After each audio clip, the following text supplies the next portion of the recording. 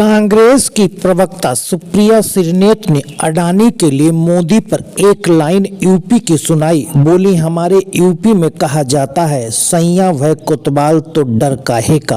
और सुनिए क्या कहा। आर्थिक प्रस्ताव पर बोलते वक्त मुझे लगता है जरूरी है कि पहले असलियत का आईना दिखाया जाए।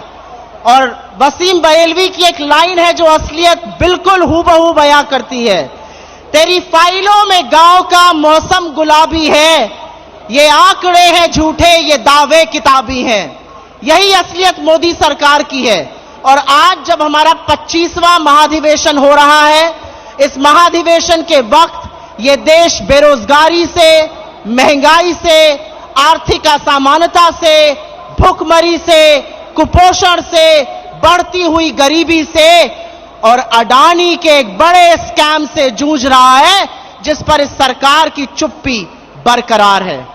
उनको महंगाई का आईना दिखाओ तो आंखें मूंद लेते हैं और प्रधानमंत्री तो मुंह में दही जमा लेते हैं, वही दही जिस पर उन्होंने जीएसटी लगा दिया है।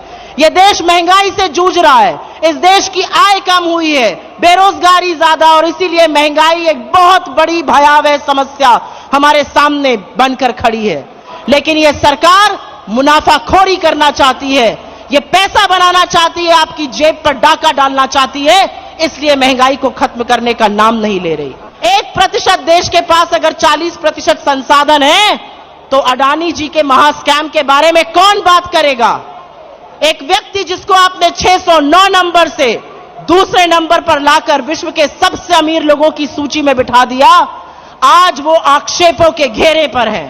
उनके ऊपर गंभीर आरोप है। उनके ऊपर आरोप है स्टॉक मार्केट में हेरा फेरी करने का, उनके ऊपर आरोप है पैसा बनाने का, उनके ऊपर आरोप है बेनामी संपत्ति का।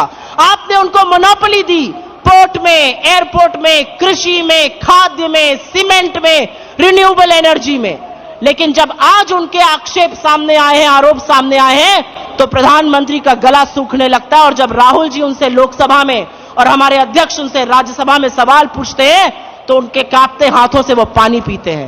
एक शब्द नहीं बोला जाता है अडानी के खिलाफ।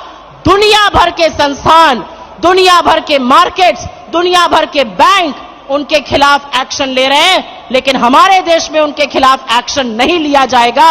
और मैं उत्तर प्रदेश से आती हूं और वहां पर एक लाइन है, जब सैया भय कोतवाल तो डर काहे का। और यही असलियत है। बहुत लंबी बात नहीं करनी है। यहां पर मैं ये जरूर कहूंगी कि हमारी जो चुनी हुई सरकारें हैं, चाहे वो राजस्थान हो, हिमाचल हो, छत्तीसगढ़ की सरकार हो, लोगों की बात सुनती है और उसी के बल पर हमारा नीति निर्माण होता है।